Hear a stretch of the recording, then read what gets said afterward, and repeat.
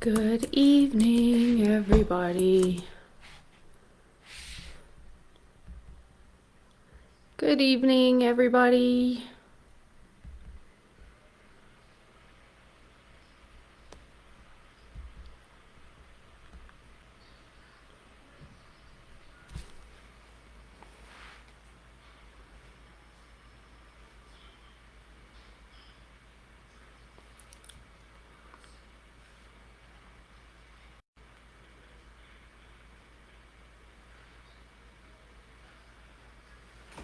Oh, good evening. 6 viewers. 1 minute there was no one, and the next there's 6. Hi, Carla. Hi, Stephanie. Hi, Shauna. Hi, Charlene. I was going to say hi, gorgeous. All right. Well, let's just wait a minute for the others to hop on. How is everyone doing? Charlene, did you see the weather here? It was minus 20 this morning. Teresa, hi. Lisa, hello, stranger. Nevis, hi. Amanda, hi. Leanne, hi. Shannon, hi. I just sent you another screenshot of my CGM, Shannon. We'll discuss it more. I'm going to do a post as well, another post on the CGM. How's everyone? Yeah, Charlene, do you see the weather here? So much snow. Holly, hi. Angie, hi. It was minus 20 when I woke up this morning, Charlene. You can keep your plus 19. I prefer the freezing cold. We've got lots of people on tonight. That's great. If you don't learn anything, just turn up to make me happy. So, last group call of the Masters guy. It's like no one, but I can remember all the excitement. We even started, and now, like you new member, crazy how time flies. I want to kind of discuss what happened while people are hopping on. As many of you, there's a lot to learn, and put everything I know in the Masters. Everything I know, I always say question, because the answers that I'll pull out the information. There's actually 3 great questions at the Holly for that one, because that one, even I get affected by the darker information, and I don't put it already overwhelming. And I of the Masters, and I say it all the best tool. I literally am you like Google will bother you, and I'm like, well, you paid me, so use me. And it's week 7 since the start of September that a couple of our new members, I should have taken advantage. And you're doing it now, which is great, weeks ago.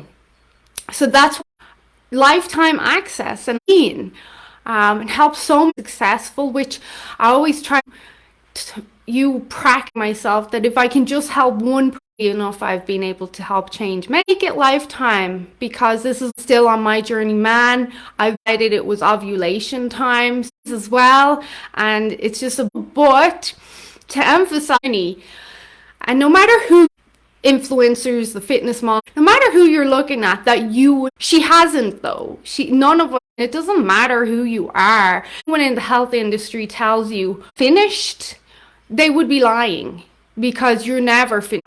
You could never be finished. Not just weight loss and speak about success just to highlight practitioner, but I'm talking about business, raising children, writing a book, which is some language, whatever you want to do. Understand, like, it's never going to be linear. It's never going to go straight down. There's always going to be, you like got sick yesterday. Expect that, and that's totally out of our control. And that's why I made this access. They've been in here since 2016, because if you actually see their comments, 2016, 2017, say, I'm struggling today, I'm for this, that, and the other. She still at her goal, and maintaining is harder. It depends. But for new members, and then break. I was going to say you get a break. You don't. You wash, rinse, repeat your lifestyles, and that you found doable for you and easy in order for you doing it. Only 5% gets a cat hair or something is itching in the long term. So 5 years or people can lose weight. They can. Problem. And most people don't. And the simplest answer is because did in the first place to lose what you liked from, I know a lot, delighted you do, because I know God downloaded it in my arm. But morning and evening routines, you'll stick with your say, well, I'm going to do smoothie week piece, or one of you liked early from the last round. So the elimination diet, one of our new, so there's all these different new year, like I think a monthly bigger group. For those that you've missed it, there is and of course you have the option to our plan, so you're going to basically worked for you, and obviously like maybe that should be a staple in your life. Last check-in for Christmas is December, 7 weeks away. That's us to make a difference.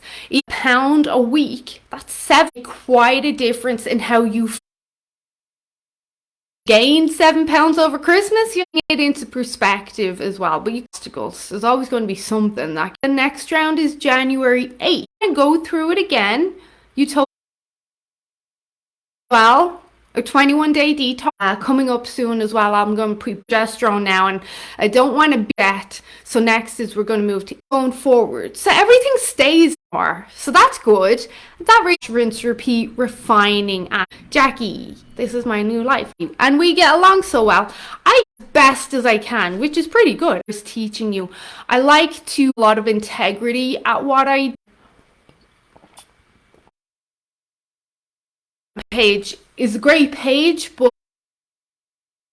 5,500 on my business page, like, and I'm like, well, there's 1,000 new followers on Instagram, people who are interested in what I have to say for what I'm actually doing. I just have too much example is if someone posts,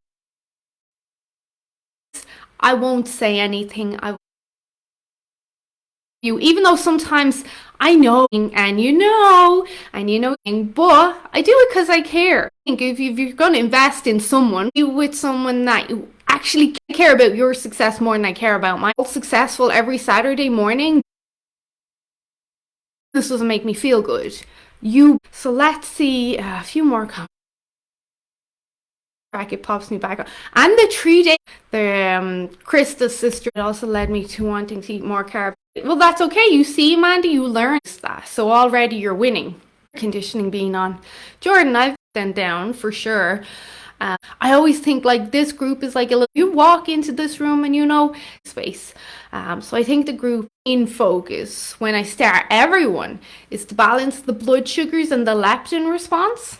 So leptin being your satiety hormone, and then obviously your insulin blood sugars. So balance those and bring down inflammation, and then get your metabolism working properly. And that's where the mitochondria come in. But before we go to that, the sleep aspect. I have learned a lot this year with how my body reacts to food. It's quite the eye-opener. And I'm glad, because it's important that not only do you learn from me, but you learn from yourself. One of the greatest feats in life is to learn and understand oneself. And I can't remember who said it, but the quote, self-mastery is the biggest challenge and achievement that anyone will ever face or have. But so sleep, and I know people are going to roll their eyes, but you have to hear this. It's so important. Sleep is number one. If you don't have sleep, you won't have anything else. Sleep is where you push down inflammation. So if you've got a lot of systemic inflammation and you're not sleeping properly, and when I say sleeping properly, that means you're going through all of your sleep cycles, and I have a podcast that goes in depth on all the sleep cycles and what they're good for. Go check it out. But you're going through all of your sleep cycles, and you're dreaming, and you're getting into your deep sleep, and you're waking up in the morning after approximately 9 hours, and you feel refreshed and let's go. This is great. That's good sleep. And I know for some people that sounds like a dream, but it can be achieved. Some people it just takes a little bit more work than others. But sleep is where you push down that inflammation. Sleep is where you fight off any pathogens and you build your immune system.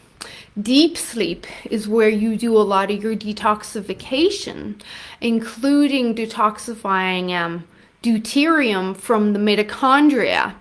And if you saw my post the other day on 5 things that cause mitochondrial dysfunction, well, deuterium is one of the big ones. REM sleep is where we reconcile everything we've learned during the day, and we consolidate all our memories and we file them away, and then they're ready for us to recall as we need them. Sleep is where you get rid of the brain fog. Your brain shrinks by 60% when you sleep. And I always think of it like a little city that shrinks, and then all the buildings shrink. So then the road sweepers or the little road cleaners can go in and they clean up all the toxins and the plaque and all that inflammatory junk that's kind of accumulated throughout the day with stress and whatnot. And they clean in between the alleyways and the buildings. That goes through your glymphatic system, so not your lymphatic, but the glymphatic is just for the cranium and it connects to the lymphatic. And then you detoxify that. So that's amazing. Like, your brain shrinks and it does all this amazing activity when you go to sleep. It's just, the human body is so incredible, and I think people underappreciate it. And when you go to sleep and when you get into this deep sleep, you restore the glucose levels in your brain, because your brain's primary fuel source is glucose. It is made up predominantly of fat, and your brain uses 30% of your energy requirements each day. So if you're using, let's say, if you burn 1,000 calories, which is very low, but if you did, 300 of those calories were used by your brain. Like, that's incredible. But people don't understand the significance of good sleep. So then when you're asleep, you refill those sugar stores, and that really is your willpower battery, because once those sugar stores deplete, bye-bye, Mr. Willpower, that's gone. And then you're going to be more inclined to make bad decisions around food and exercise and stuff like that. But sleep is obviously very important for everything. If you don't have good sleep, hey Annie, if you don't have good sleep, you will regret it. That's the easiest way to put it. You'll regret it. You're going to have the toxic issues. You're going to have constant overstimulation of the nerves and the central nervous system. You'll have misfiring of the neurons in your brain. Most people complain to me about brain fog and what supplements can I take and what this, that, and like, well, the first thing with brain fog is you have to sleep. If you're not sleeping, I can give you all the supplements in the world, but it's not going to work if you're not sleeping. You really have to, like, for people who are wired in that constant stress response and adrenal fatigue, the number one prescription is sleep. You have to rest and you have to sleep. And with society, and you're right, Holly, with the way we live now, we're constantly told we need to go, go, go, and no, you can't miss this, you can't miss that, you have to go. And we have been brainwashed with foods that we should eat foods a certain way, and certain foods are good for us, and we need to have this, that, and the other to have fun and feel good. And I get it, but at the same time, we've also been brainwashed to think, oh, you have to stay up and watch Netflix and binge watch TV and watch all the series of The Witcher, which I started months ago and I still haven't finished. Now, I'm not a complete prude. I will watch TV, but like an hour or two a week, because my health is more important. Another thing, for those of you that want to stay looking young and full of vitality, especially in your face, for as long as you can. I was saying this to a girl yesterday, that I attribute my youthfulness and my skin, not to toot my own horn, I do think my skin health and integrity has a lot to do with dark chocolate, green tea, black coffee, collagen, and berries. Those, put me on a desert island with those 5 things and pick me up in 10 years and I'll look the same. But sleep is the original fountain of youth. If you don't sleep, man, you are gonna age really, really fast. And I heard something interesting from a psychologist today. I was listening to a podcast and he was saying, okay, so your birthday says you're 50. That's 50 times around the calendar. But is that your real age? Is that your body's age? And many of us, I think, have heard of this kind of chronological versus biological age. Someone could be 50 and they could look 65 and they could feel 65. Whereas someone else could be 50 and they could feel like 35 and look 35. And it really is how you take care of yourself. And the original fountain of youth is not goji berries. It is sleep. Sleep is number one. And like if you don't have good sleep, you're going to have a lot of neuroinflammation. You're going to have tension. You might get a migraine. You might have hot sweats or night sweats. You're going to have crazy cravings. You're going to have a lot of this fake hunger. You're going to be irritable. You're going to be cranky. You're going to have low libido. It's a lot to take care of yourself. You have to take care of yourself. But sleep is like our number one prescription. And people just really don't value sleep enough because, again, we've been told oh, you need to stay up later and have your me time and have a glass of wine and have a Netflix.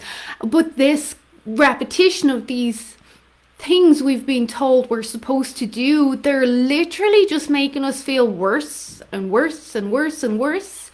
So I kind of pride myself being I get up at 5:30, 5:45 every morning. And I think I would rather get up early and be productive and do what I need to do to make me feel good rather than spend an extra couple of hours up late watching TV because I think I need to catch up on this, or I need to watch this series or whatever.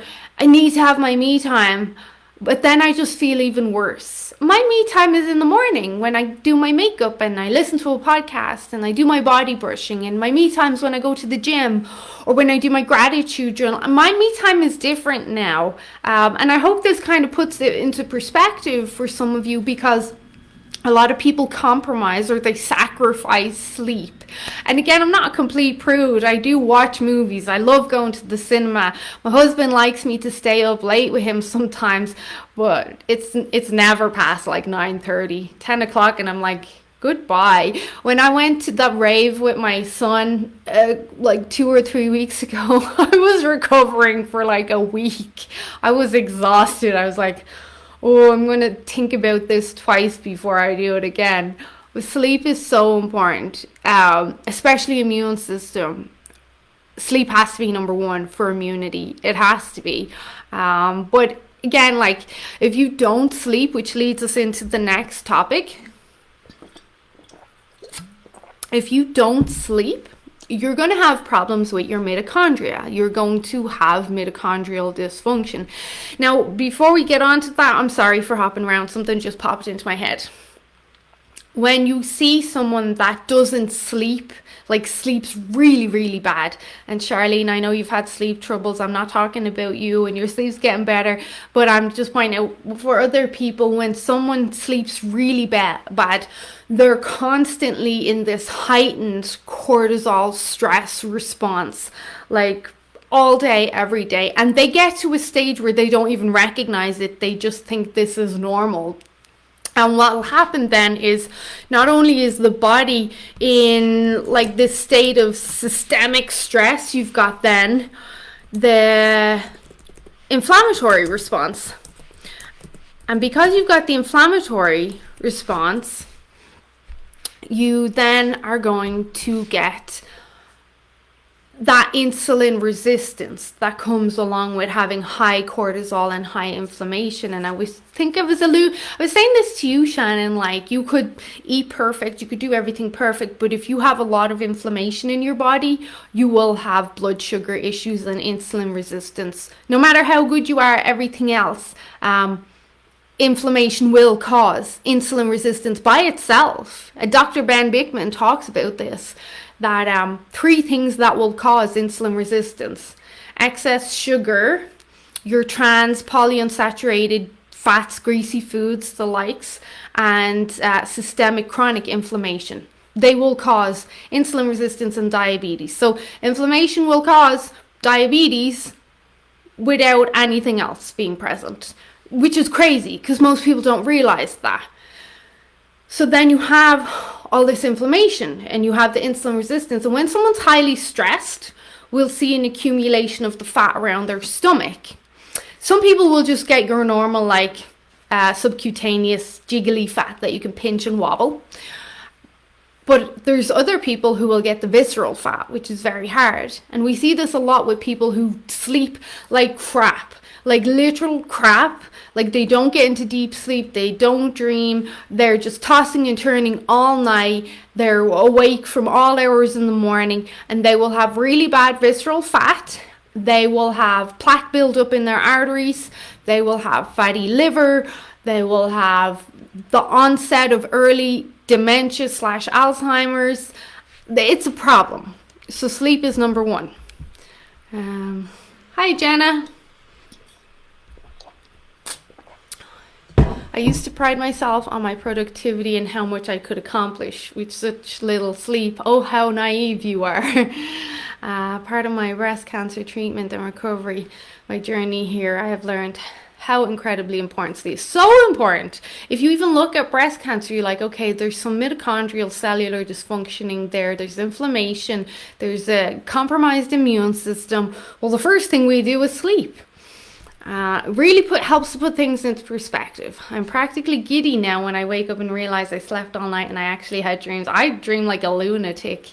I consider my dreams adventures. Like every night I'm going on an adventure because I have the craziest dreams. One night I was like fighting some sort of war with Captain America. I think I was one of the Avengers. Like I have the craziest dreams. Yes, I 100% feel better when I good week of sleep. This week I've been bad on my sleep and I'm feeling it. Jenna, why have you been bad on your sleep this week? Please share in the comments. And Diana, no, I wasn't describing you. It was someone else, but if it relates, then go with that. Alice in Wonderland, Angie, yeah. Or if I ever have dreams with Tom Hardy, and then I wake up and I'm like, please let me go back to sleep forever. Anyway, moving on. Mitochondrial dysfunction. So one thing that happens when you don't sleep is you get mitochondrial dysfunction. So first, what are your mitochondria? I know most of you know, but let's just go through it again. So your mitochondria are like the little energy powerhouses within your cell. And you don't just have one in your cell, you have hundreds in your cells. And the mitochondria are proposed by some to be the original bacteria. So they are a bacteria, but if you look up close to the mitochondria, they're like little machines as well. So it's very interesting. They're bacteria, yet they're machines because they have mechanical aspects and spinning heads in the mitochondria that help to produce the energy, kind of like a little engine. So interesting. Like the body is so interesting. So your mitochondria, they're the ones that produce the energy and give you energy. So you have energy to move around, so I have energy to think, so I have energy to lift weights, so I have energy to heal and repair my skin and my hair, my nails, my muscles, my uterine lining, my heart muscle. Everything when I'm asleep comes down to the mitochondria. Your mitochondria have to be working properly. A big part of that is balancing the insulin response throughout the day, working with your body, sleeping, blah, blah, blah, blah, blah. So these guys produce energy. One analogy I give is if you think of your mitochondria like Homer Simpson's little nuclear power plant that he works in, and when Homer messes up and the power plant doesn't work, you have no fire, you have no energy coming out of it. And then when Homer's working properly, when it's working really well, you've got loads of energy and warmth coming out of it. So sometimes I'll say to my clients just to help them understand a bit better, because one of the first compliments that people start to get when they're really taking care of their health is they'll get compliments on their skin. And someone will say, man, you look really good, you look healthy. So I'm sure you've all at some stage came across someone, maybe someone you haven't seen in a while, and they look very grey and pasty in their face, and you're like, oh man, she looks sick, she doesn't look good at all. And they just have this kind of ill look about them, and it really is grey and pasty, like they've a cold sweat or something on. And then you'll see someone else and you'll be like, oh my god, she looks vibrant, she looks so healthy, her skin is glowing, it's so clear. Well, the pastiness, that sick looking girl, her mitochondria are not working. There's no energy, there's no warmth, there's no fire coming out of those nuclear power plants. And when people think of cells, they think of the cells in your body. Everything is cell. There's cells in my hair, there's cells in my eyelashes, eyebrows, but your skin, just millions and millions of cells. And when those nuclear plants are working properly and you're taking care of yourself, well, they're raring with energy, and there's loads of health and warmth and vitality coming out of those nuclear power plants. And that's what you see when you say, oh my god, she's glowing, she looks really healthy. That's what you see. And then when those mitochondria or those nuclear plants are not working well, then someone's like, they're lethargic, they've no energy, they're very dull, they're very grey looking, they just look sick.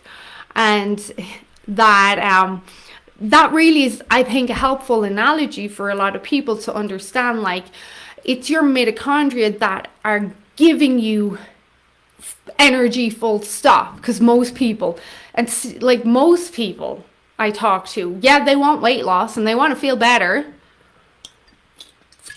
but most people tell me, oh, I have no energy, I'm just constantly tired all the time, I'm just lethargic. And okay, there could be a thyroid thing going there, but even if there is, that's still the mitochondria. It's still the mitochondria. There's cells still in your thyroid.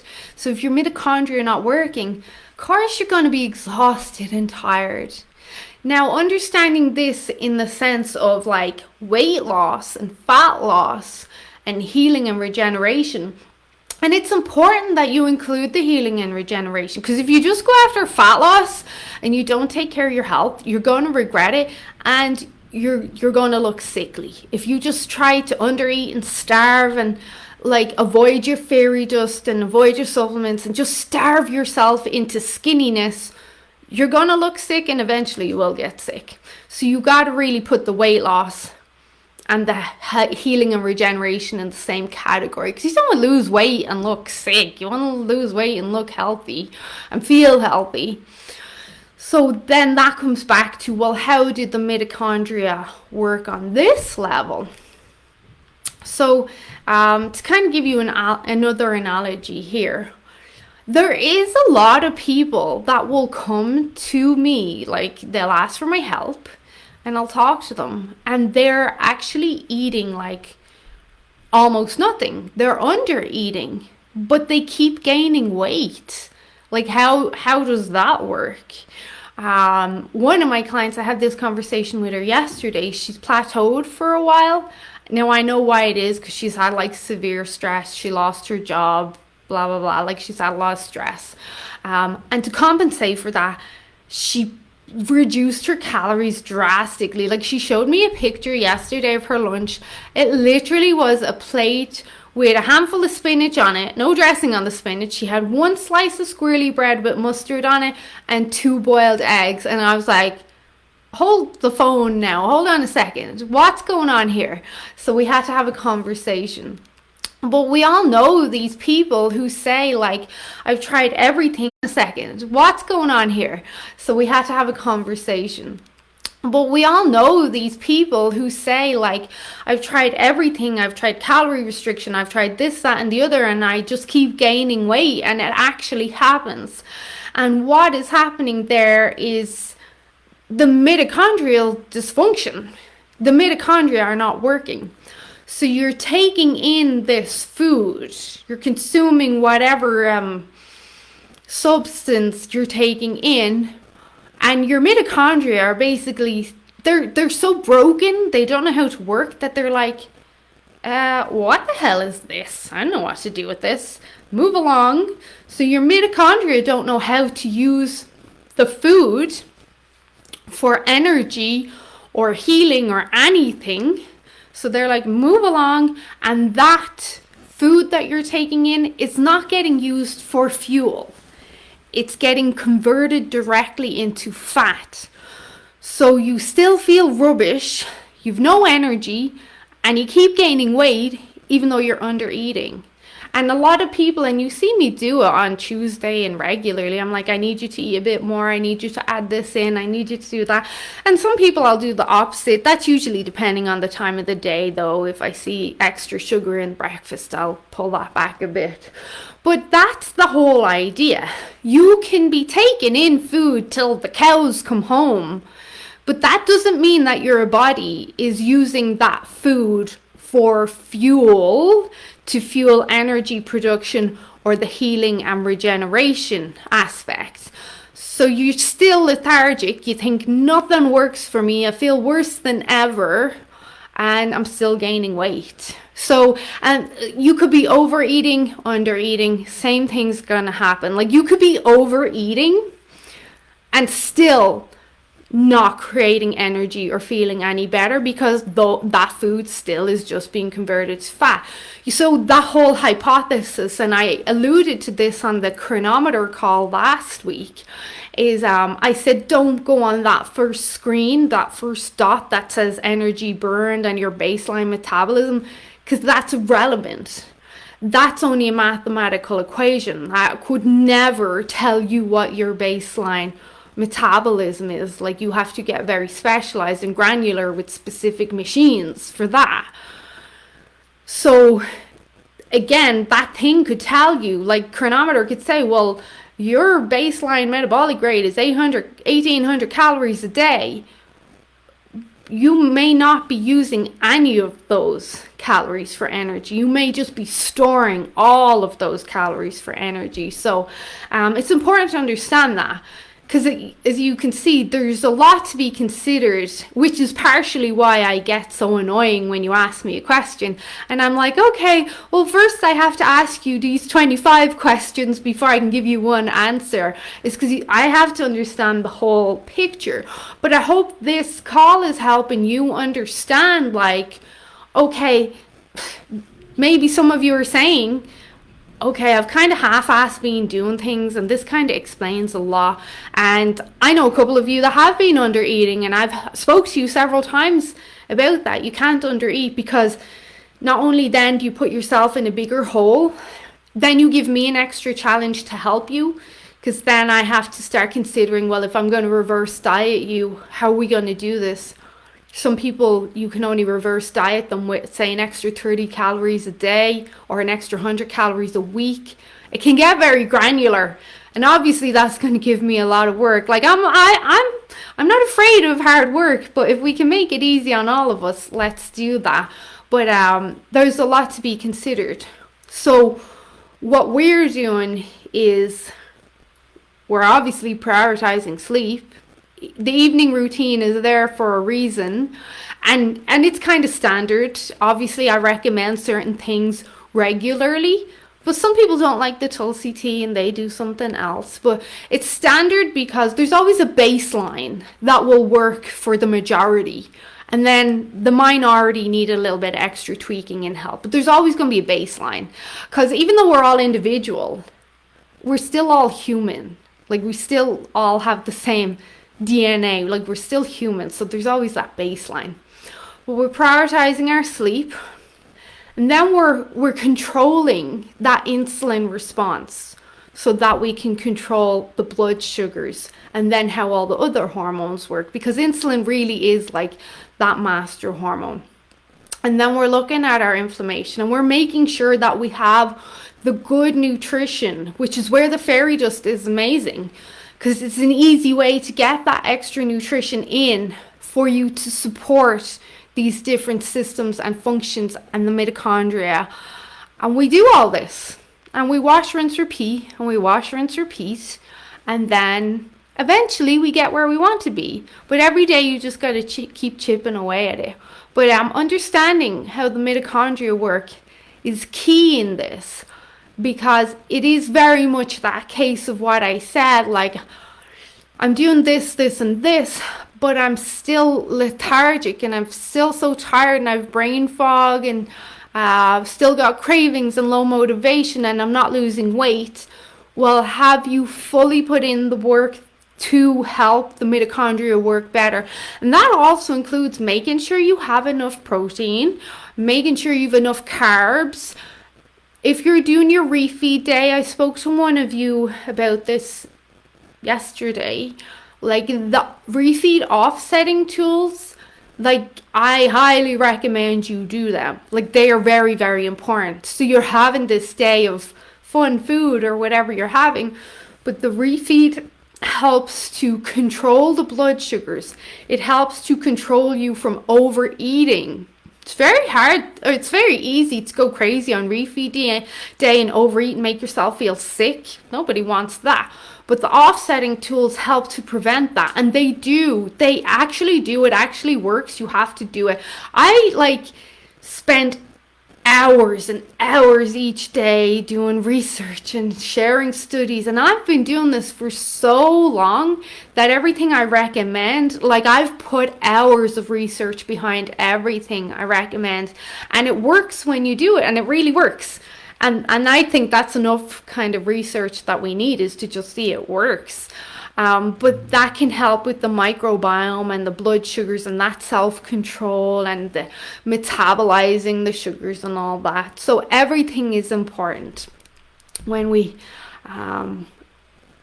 do it. Tom, yeah, oh my God, Tom Hardy, although he's not looking great now as he's getting older. Maybe he could do with the master's guide. I'm going to send him an email and be like, hey Tom, are you having your dark chocolate in the morning? Because I feel like you're missing that. Like you're starting to look a little bit old there. So yeah, mitochondria. Has anyone got any questions? Because I know it can be a bit overwhelming. Does anyone have any questions around metabolism while you have me? Or tweaking metabolism or anything? Because again, there's actually a lot in here, but it doesn't come out until people actually ask me. It's like I kind of have to go in and pull it out. Like in Harry Potter, where Dumbledore gets the wand and like pulls out a memory. That's what it's like for me. Okay. So we've emphasized the importance of sleep. Thyroid question. Go for it. I did a good thyroid because someone asked me about enlarged thyroid this week, so that was one of the questions in the biohacking group this morning. Question of the week. She said she had an enlarged thyroid and her doctor still has to follow up with her. And like one of the first things when you see an enlarged thyroid is, well, like, do you have an iodine deficiency? Is your diet shit? Like that's the first question. most things, like people know this, you know this, most things come back to crappy nutrition. Like you clean up the nutrition, you're gonna fix half your problems. And that's not just in your body and health. Like half mental health problems can be easily fixed by cleaning up the diet, and even like relationship problems, if you're constantly fighting with your boyfriend or whatever, just clean up your diet. Yeah, okay. Angie said, interested in the effects of fluoride on thyroid. Not only does fluoride destroy the thyroid, but it also lodges in the pineal gland. There is a big connection between, actually, now you've got me going, Angie. You're going to regret this.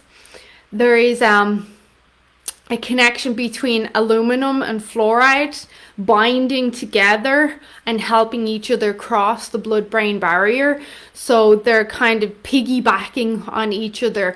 There is direct connections, and the research is there. And I'm not saying correlation, I'm saying connection between aluminum, or aluminium as we say it in Ireland, being one of the main drivers of Alzheimer's and dementia. So now we have aluminium piggybacking on fluoride, which crosses the blood-brain barrier and lodges in the pineal gland. And the pineal gland, excuse me, is super important, not just for the stimulating of the hormones, but also for stress responses and survival mechanisms. But anyway, so yeah, that is there. Like I don't use, and I know a lot of people who will agree with me, even dentists. My friend, one of my dear friends, owns Woodside Dentures here in Airdrie. She will agree, like, fluoride's a bad idea. The whole argument of, well, fluoride prevents cavities, blah, blah, blah. Well, one, so does not eating crap and pop all the time. And two, well, then give it to the people who want it. Don't make everyone have it when everyone doesn't want it.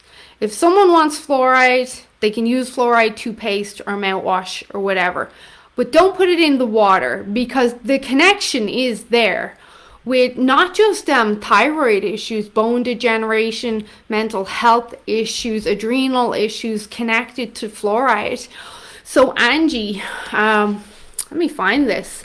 I had an interview with, you may know this guy, Dr. Bob Dixon.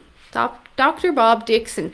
He's one of the loudest voices in Alberta, but especially Calgary, for fighting fluoride being added back. I should redo this. Added back into our water, and he's one of the guys who's been in court trying to get it all pushed down. And I did an interview with him, man, it was about 3 years ago. I found it. I'm going to share it here with Dr. Bob Dickens. I was very good, and he goes into depth on all the different aspects of fluoride and why it's a problem and why we should all be like fighting it and signing the petitions. And there's loads of petitions that go around. There's a girl actually in the biohacking group. I'll have to find her name. It's on the top of my tongue and it'll come back to me in my sleep or something. And she's actually one of the leaders in arranging all of these petitions for Calgary that get put into the courts and the government petitions. Oh man, I can't, her name's on top of my tongue. It's something to do with cats. It reminds me of cats. I'll figure it out, and I'll reach out to her and see what's happening there. But here's the podcast episode. Check it out. And as for Brita, I've never ever recommended Brita in my whole life, because it's actually the Clorox people who make Brita. And Clorox also make toilet cleaners and bleach and everything. And if they're doing all those chemicals, I don't want them filtering my water. But what actually is a really good one is Zero Water is pretty good. And then of course you have the whole reverse osmosis systems and all. Brita is not a good option. And as well though, it's important to understand there is elemental fluoride, which is non-toxic, that you would get, say, from the springs in Banff, when you get water from the taps in Banff that come directly off the mountains or out of the springs, that will contain elemental fluoride. And that is safe. That's not like our manipulated fluoride that they're adding into the waters here in the city. So there is different types of fluoride. But there's also a girl called the Thyroid Pharmacist. And she talks a lot about the halogens and fluoride and how they destroy the fluoride. So personally, I don't get a lot of fluoride exposure. You will get elemental fluoride in Pellegrino and Aquapana and the likes of them. But I don't use fluoride in my mouthwash. Haven't used fluoride in my toothpaste for donkey's years. And I really think the cavity problem that we have is more to do with people's nutrition than it is the fluoride in their water. And if they really think it is, they can just get fluoride toothpaste and mouthwash. And I really am the type of person for freedom of choice. We should be able to choose what we want to do with our body. So don't put it in all of our waters when all of us don't want it. So anyway, check out that podcast. But it's not being added in the water yet, has it, Angie? I had heard it still isn't coming for a couple of months. And unfortunately, Airdrie is on Calgary's city water lines. Non-fluoride to avoid an aluminium-based body. Melanie asked earlier on, like, she does everything I tell her. Everything's clean, everything's great. And even me, if I got tested for aluminium or aluminum, I would probably have high levels of aluminium in my body, even though I don't go out of my way to consume anything bad, or like all my makeup is clean, my deodorant, Diana, is clean, toothpaste, all of it's clean as possible, except aluminium's in the atmosphere. It falls from the sky, so you can't avoid it. And that also means it's in the rain. So even our organic products have some aluminium in them. Fish has aluminium. Like, it's everywhere. It's very hard to avoid. That's why, as Catherine likes to pick on me about, I always say all you can do is stack conditions in your favor. It's falling from the sky. Unless you're going to start wearing gas masks and full hazmat suits all day, every day, and filter all the air in your house and blah, you can't avoid it. So the alternative is you have to stack conditions in your favor. You can use daily binders, cilantro, parsley, horsetail, chlorophyll will bind, montmorillonite clay. I really like that. Some people like bentonite clay. There's options, but you got to stack conditions. Epsom salt baths help to remove aluminum as well. Diana, I can. I'll have to get the picture when we're off. One that I use is, I believe it's Tom's deodorant. I like that. I got a good reputation. I'll get you pictures, Diana, when we're done, and then you can take a look. So you can get Superstore. Nutters has deodorant. Is a good option as well. I have a Travel Native around that size for my makeup bag. But a lot of people know I get what's there, and I'll get stuff. Sucks that we don't have better health, even in community foods, because we're gonna be at 100,000 people soon. Like, why would? But yeah, there's options. Just Google this.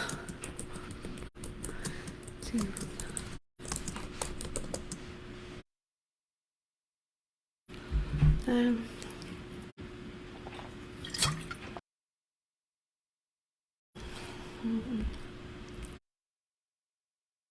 2011. Oh, Calgary and water in 2024. About our health, isn't that great? Sarcasm at its finest.